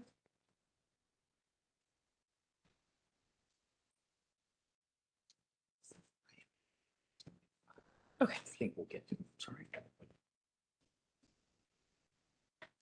That's one of those. Some old track. I was being cozy. Plus, you know why? Because I was sitting right on a vent there. And last but certainly not least, it takes us to COA 2600426, 225 West 8th Avenue. All right. This is a first review for this project. The applicant is requesting conceptual review for a proposed new 6-story residential building with structured parking below grade and associated amenity space. The applicant has identified the need for variances related to lot coverage, FAR, height, number of stories, and parking requirements, but no specific variance request has been submitted at this time. The submission includes contextual maps and imagery, proposed site and floor plans, sections, and massing diagram and rendering. Let's go through those. So here's our project site located within the Peach District. Here is 8th and here is Worthington. So Is that again, really a thing, the Peach District? it is Not a thing. really. Apparently I've been this here 2 decades and I've never. I'm apparently happy to I give got a the speech about it. because It'd be Peach in it. Okay, after the meeting. I got President. I got the scoop that that is because this part of the neighborhood used to be a peach orchard and it didn't have a name. And so it was given the Peach District name because there were peaches there once. That's an interesting version. I've never heard that particular So one. they Yeah. cut all the trees down and built houses on it. Indeed. Okay, so Fun fact. didn't last in Ohio. It's just- So this is the project site similar to the other one we just looked at. It's most of the block excluding this little corner right here. And then here you see kind of where they're starting to think through some of the variances they may need, but we don't have specifics on that yet. Here again is the project site. The applicant notes, so the I think it was the Summit Methodist Church up at like 16th and Waldeck. This is the same group that worked on that project. So that's identified up here. And then they're also identifying other properties that they are under contract on in this area of the district. So here's just another version of that showing that the corner is excluded, some contextual photos of the neighborhood, the site conditions, showing the buildings. This is the proposed site plan. As stated, 6 stories, below grade parking, amenity space along 8th. And then floor plans, upper floor plans section. They're looking at 683 beds. That's about 270 units, 236 parking spaces. And then here's kind of an aerial of how that fits contextually into the neighborhood. And then here's proposed rendering. So with that, overall, the proposal as shown is generally not consistent with the University District Plan recommendations. The University District's plan's land use recommendation for the site is medium intensity residential, which has a 35-foot height limit. This site is not included in Phase 1 or Phase 2 of Zone In. The plan also recommends that new construction be compatible with the surrounding neighborhood, as well as the preservation of contributing structures and their character-defining features. It appears that there are 7 potentially contributing structures being proposed for demolition. Staff could support a more intense residential development on this site, including the vacation of the east-west alley and additional height up to 4 stories along the western property line, as well as in the center of the site, under the following considerations: that the potentially contributing buildings at 223 to 225 West 8th, 227 to 229, and 235 to 237, as well as 1441 Worthington and 1443 to 1445 Worthington are preserved and or incorporated to the overall project. Just for clarification, that is So that's these three right here, and then these two are the ones that we would encourage them to preserve and or incorporate. The overall development would need to exhibit a high quality design and use of materiality. And then the frontages along West 8th and Worthington should step down to 3 stories and be massed appropriately to be compatible with the surrounding neighborhood. The below grade parking as designed with the entrance off the alley and the elimination of some of those additional curb cuts along 8th and Worthington, that is consistent with plan recommendations. And then other elements of the project that the applicant should consider as the design develops would be the inclusion of publicly accessible open space. Go back to this. Publicly accessible open space as well as public art, having various unit types, flats, townhomes, etc. The inclusion of bicycle parking, and then noting that if a parking variance is going to be requested, staff would encourage the applicant to provide bicycle facilities beyond the minimum required by code, just to kind of offset that parking variance. The applicant should also make sure that if the building fronts West 8th and Worthington, that it's oriented towards both and addresses both streets. The inclusion of balconies, stoops, or porches to activate the street, designing the site and building to minimize off-site impacts of light, sound, and privacy, locating any service or mechanical so they're not visible from the primary streets, so off alley or on the roof and with appropriate screening. And then inclusion of street trees in consultation with the city forester, if there are any mature trees on site, preserving those where possible. And then including a landscaping plan that enhances the structure, creates shade, and provides environmental benefits. And then lastly, just making sure as they start thinking through lighting that it enhances any architectural features of the building and minimizes light spillage. Staff does not have a recommendation as this is a conceptual review. Thank you. Thank you. I need to swear you guys in. You swear affirm to tell the truth, whole truth, and nothing but the truth. I do. I assume that you would like to add additional commentary to the city's review? Yes, please. Staff, thanks again for, I know you helped us on the June meeting, giving us a off the record report, so I appreciate that. Really, we're here just to collaborate. We know that we're asking for something much higher than what is allowed, but we believe that since we're not in currently a zone in, that this is a good opportunity for us to kind of be creative and build something that will fit in this area that we do think is going to become very popular here over the next coming years because of the expansion of the medical campus. And so we are under contract for a handful of adjacent parcels. We intend currently, the business plan is just to renovate those and, do a value add. The focus now is just this central parcel because it's, the largest assemblage. Working with you previously, articulation is a huge key component. We've tried to, at a high level, show that currently. But again, really just trying to talk through height and what we do believe is going to be allowable. I know staff has given a recommendation. Bluntly, that would not work for where we stand today. So again, but here to be collaborative to see what we can come up with. Yeah, and all I would add to that is, we do envision this as a vibrant residential development.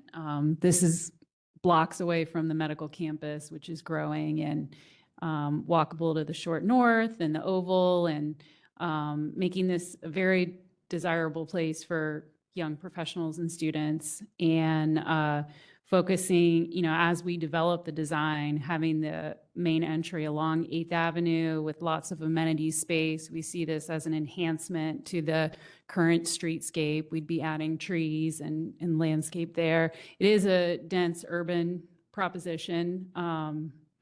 And to Tyler's point, we see that as a great value add in looking in the future. So. Who wants to start us off today? I can. Okay. I'm not 2 houses down the way I was from Umberford House, but I do live close by and know the area well. I'm sorry to say, but I don't know of many projects that I've seen that I think so thoroughly ignore the nature of the surrounding neighborhood as this one does.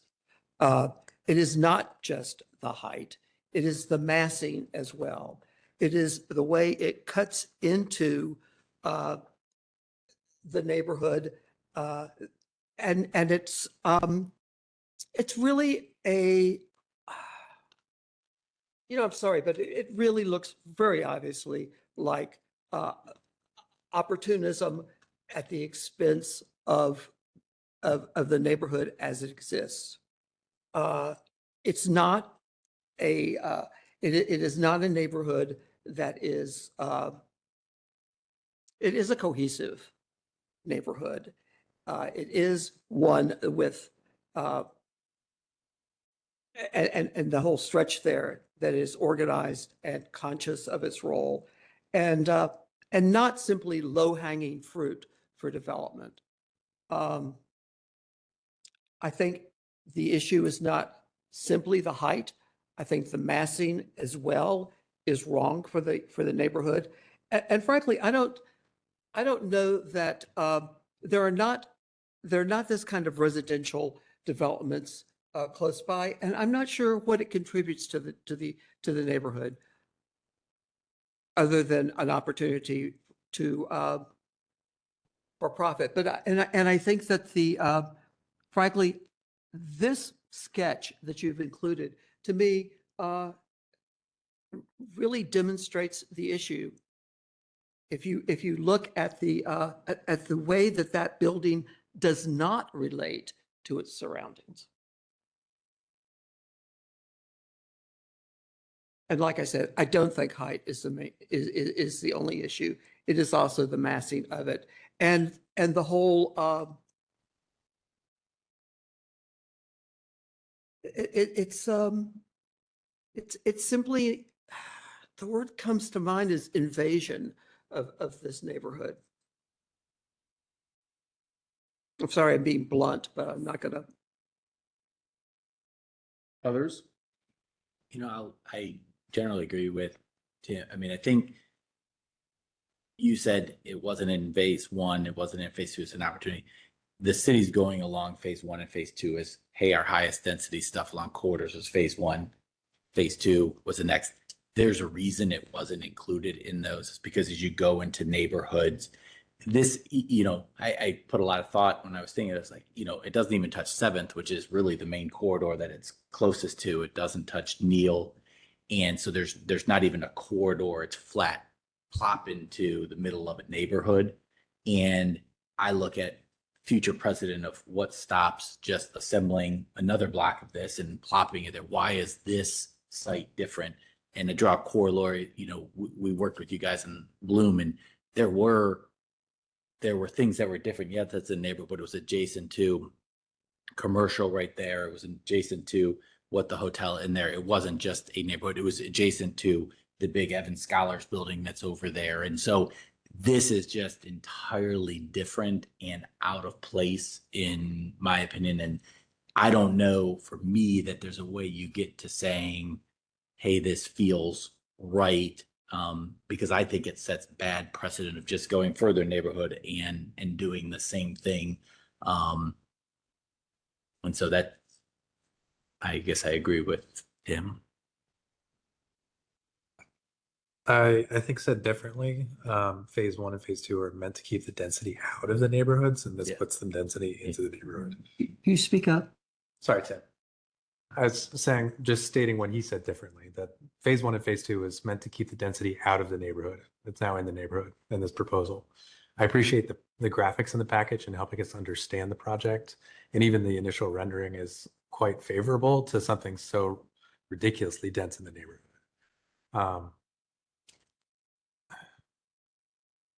I've been a part of a review board before where we allowed the demolition of a building in an historic district in order to revitalize an abandoned factory. Just the one demolition of a house, the single house, was painful enough. So asking for 5 or 7, 7. 5 being contributing, is beyond the pale.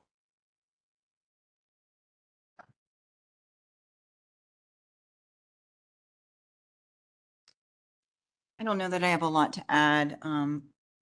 What I guess I can say is, the three-dimensional image that you had up before, you can look at everything. Another point is an extrusion. It's all those things that we don't want to see. But just to see how high that is, because I immediately went to the Google Earth and was like looking around to see what's in the neighborhood, and it's just totally out of place for what you're trying to do. I understand what you want to do, but it's just not the right location for this. I mean, I think there's a way to do it. I think that's just not it. I mean, looking at the site, 2/3 of the site is crap. It's sort of shitty apartment buildings and parking lots. So I would share some of the concerns that the other board members have expressed about the loss of contributing structures. I could maybe get over that if you provided something of equal quality in return. I don't think what you're showing us is it. So I think I would say, like, from my perspective, this isn't dead on arrival, but you would have to make the case that you're going to put something there that merits the height and the bulk. So, as Lori said, you can't do a straight extrusion of the site. That's not gonna to do it. You'll have to figure out something that does a better job of making a building of this size and bulk work on the site. I think of one of the better ones was NBBJ's project down in Schumacher Village, Jaeger Square, which I think does a nice job through setbacks and changes in articulation to sort of wedge a rather large building that the opposition called the Whale into, largely a two-story neighborhood. And if you go there now, it looks good. It fits. But I think that's kind of the task for you. If you really want to take advantage of this particular site, you're going to have to put in the time and effort to I'll just figure out. add to that project did not tear down 7 buildings. It tore down 1 non-contributing building. Yeah, So I mean, I it don't think was that's a sort fair of corollary. Yeah, it was built on a Grocery store site. a crappy single story, grocery store. I mean, I was looking Inside, I agree that it's a handsome building. I mean, they did a nice It's a job. fine building. I mean, I I just don't think- think it's applicable. Like, I think there are 3 or 4 buildings on the site are pretty shitty. Ironically, the Halal Bites on the corner stays. Then there was something else, not the greatest building, definitely not contributing. I mean, yeah, I think, the 3 on the north and 8th, I think the brick one's the nicest. The other 2 are all right. The ones down Bad driving. on Worthington, either way, but you got to make the case, right? Like, I think those things are awful. Nobody's debating that. Like old barracks, basically. Yeah, I mean, but I think, you got to make the case, right? You want to do this much bulk and height in the neighborhood, and you want to take down contributing buildings, you're going to have to, through architectural design, prove that you're going to put something back that's better or equivalent value.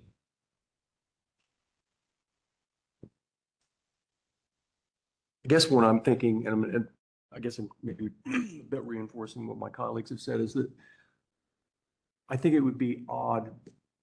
You're so close to Neal, which is a really significant street and a historic street, and to see something popping up from that corridor, it's just going to look odd. I mean, it's going to be like, why would you put such a big building in the neighborhood? So, I mean, demolition of contributing structures aside. So it's just, I think you've got your work cut out for you. I mean, The way that it pops up at a distance from King, also odd. I just want to say I'm really enjoying not being the negative one on. I mean, they're a block south from the 9th Avenue garage. I think there's a case to be made, but I don't think you've made it. I don't know if it's possible. I'm reminded, I wasn't on the board yet, but there's a building in Old North where they kept these kind of historic buildings and they built a bigger building behind it. And I don't know if there's an opportunity. Pavey. Pavies. Yeah. Yeah. If there's Sorry, what was it called? Pavey Square. If there's an opportunity It's on High to Street. do something like that here to where, I'm not suggesting you that the height that's necessarily going to get approved, but I mean, with that tack that you know, if you can save and just put stuff behind it, so. I just go back to, I mean, that one, as well as the one we're talking about in German Village, is, it's on a corridor. Yeah. Like, It is on a corridor. And You can see it from High Street. I mean, so it's like, this is plopping. I mean, it's 8th is not a major, it's a residence street. 7th is the commercial street, Neil, and it's not abutting Yeah. any of I those. agree. I totally agree. I could get, if you had 7th, I could start seeing some of this, like, but it's just plop in a neighborhood, and I think it sets a really bad precedent for. Is Neil Avenue in phase 1 or phase 2? Neil is in phase 2. This will be included in phase 2, and it's gonna be I think it's gonna be a mixed use. I think in the second sheet, it shows Yeah. what the future zoning is. It allows just north of 8th, you can go up to 7. And then basically west of us, you guys are at 4 stories. Yeah, I think, I can't remember if Neil will be mixed use 1 or 2, but it's gonna be a 4-story height limit, and then up north it is the 7 stories. Gotcha. That's how you got to 4. I think that was your. The staff recommendation, staff yeah. report. But you are looking for 6 because you're trying to max out the limits of a podium building. Yes. Thank you. I mean, to answer a couple of your comments, we're talking to them. We would love to incorporate that into the overall site development. Seems odd to leave that there. You know, we would love to really create a corner presence. That's really the only kind of real corner that we have, and it's stuck being a rundown grocery store, whatever you want to call it, convenience store. You know, we took precedent. I know it's not a direct comparison, but the university, the residence on 10th, it's 6 stories directly, completely sheer wall, 6 stories. 2 blocks south of our project, there is a 5-story building, kind of mid block as well. That is a little bit of where we came from. Just putting it out there. I mean, not saying it's right or wrong. That's just where we took precedence from. Simply because it exists somewhere else doesn't mean it fits into this space. As you talk about precedent. I mean, like I said, I'll just go back to, I mean, from my perspective, the neighborhood is pretty chopped up. There's a lot of shitty building there. So I would be definitely open to a case that did something of more mass and bulk, but I think it would have to do a decent job of improving the neighborhood. So I think, you know, you would have to put the time and money into developing a little more and trying to make a better case for it. Just 2 last points, I guess, to the contributing. Mhm. You know, this is a single owner. Things are kind of becoming dilapidated at this as it stands. We would be happy to do a HAZ report. Again, I know that doesn't fix everything, but happy to do that. I'm sympathetic to that. It's the sheer quantity of what you're proposing that feels like you're tearing down the neighborhood. Yeah. I mean, if it was just some of one, them are vinyl siding, you know, we can debate it, but And I think from staff's perspective, taking into consideration ultimately where we ended on the 16th Street project, where we were able to have that contributing building that was incorporated and having that kind of townhome element that matched the street rhythm, taking kind of nods from things that were successful Which from that project was it? project. What? Which project? The 16th and 16th. Oh, the townhouses on the the one that was in yeah. our parcel, we kept that, so all 3 stayed. Yeah. Yeah, I mean, Those were all brick. They were definitely all the same. Yeah. in my But just thinking in terms of strategies you can pull from that project to get to something potentially. I mean, I more think that compatible with the was streets. Carrie's suggestion, I think, was it Pavey? Like, Yes. I mean, honestly, these houses don't seem as nice as the one on Waldeck or Pavey, but yeah, I mean, Just wait till you go in them. They're even better. well, I mean, you haven't been to my house. I mean, houses can take a lot. I mean, in the rental houses, it's easy to abuse them. That doesn't. Look, I work at a firm that has, restored buildings that were half collapsed when we got to them. You can do stuff. That is an easy Frank, excuse. the other parcels around it, that's what our intent is, you know, so it's not impossible. But I guess the corner just west of us is also part of this assemblage purchase, On Neil. on Neil. So I mean, I guess it's a little off topic, but I guess if we were to propose something there, is that something that would be more palatable to you guys and make more sense if you guys were, if we were more willing to approach it and start there? Could you repeat what you were saying, would what be? So that blue parcel or the blue square that's highlighted just west of the subject property is also a part of the overall purchase. Neil and So- Eighth. Neil and Eighth. And so instead of doing a development where we're proposing, move it to actually Neil and Eighth, is that something that you guys could get more on board? Makes with? more sense to me. I mean, I think from a staff perspective, it's going to depend on how it lines up with the criteria of zone in. I mean, the growth strategy recommends 4 stories there, so I still think you're going to have a bit of an uphill battle. And then I'm not sure, I haven't looked to see like what the situation of contributing buildings is right there, but I think it's going to be a similar conversation, understanding that that is more of a corridor than the location proposed now, but the corner's nice, and then the infill apartments after that are garbage. I mean, Correct. they'd be amenable to something, but again, you're gonna have to make the case. Did you go to that corner I'm going. real quick?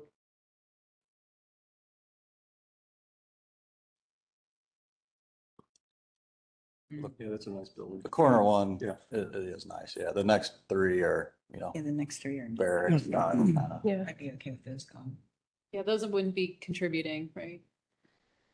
I mean, No. or not contributing. No, I think the definition is potentially contributing after it's 40 years old, and then, contextually. Yeah, not everything else is worth saving. Indeed, indeed. And I think from a staff perspective, like, we would not lose sleep over these, similar to how we were okay with them on the site now to be demolished. We would definitely recommend incorporation of the one on the corner, though. Mm-hmm.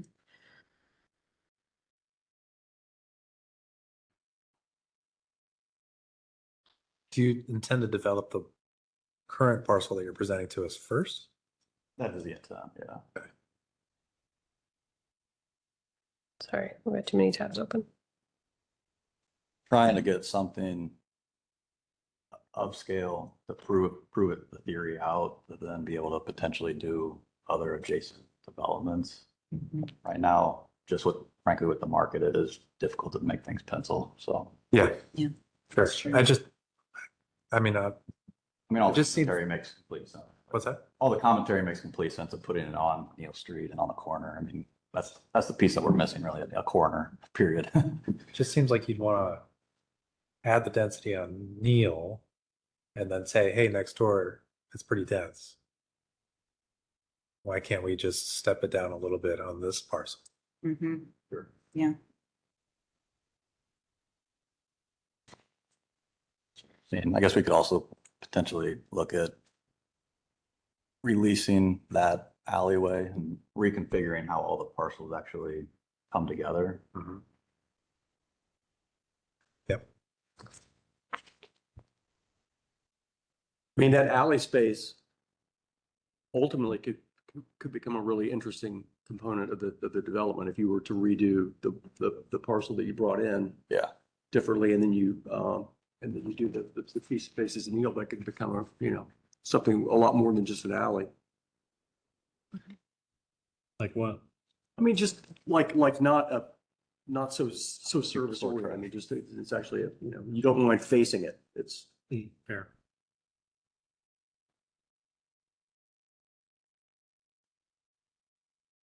Okay. Anything A else? little bit of work to do. And we're happy to look over any like options or anything before you do another submittal, if that would be helpful. Okay, definitely. Appreciate it. Thank you, everyone. Thank you. Great. Thank you. You too. Nice to see you, Liz. Yes, good to see you. Just saw Annie earlier today, so it's like Saw who? Annie Newmer. Like a whole DG reunion. Yeah, I see it. See it up there. Thanks, guys. Okay. Lot of staff approved applications. Well, you got 3 months worth. Yes.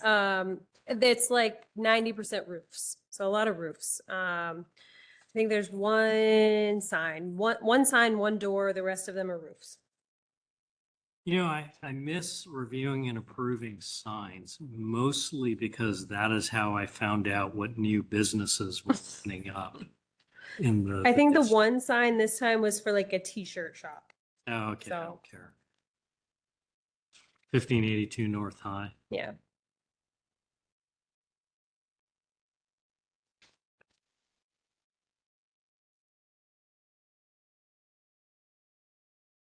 So I have a question. If I'm working on that project, do I have to recuse myself? You mean from the vote? Yeah. I have no idea.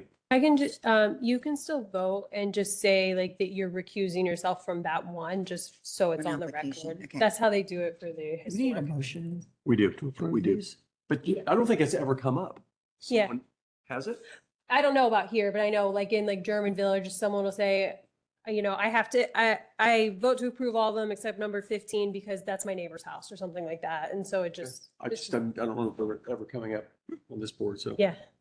We do need. I have to be first. Way to go. Why not, right? I move to approve the staff approved applications. Second. Is that, thank you. All right, Mr. Fleming, Yes. Ms. Gunzelman, Yes, with the exception of number 15. and that I recuse. clarifies the 1582 North High, Correct. because I think the numbering on our agenda is messed up. All right, Mr. Reeds. Yes. Mr. Sublet, Yes. Mr. Samansky left us, Mr. Mather, Yes. motion carries. Lovely. And whenever you are ready, please adjourn us. We are adjourned. Let me turn all this stuff off there.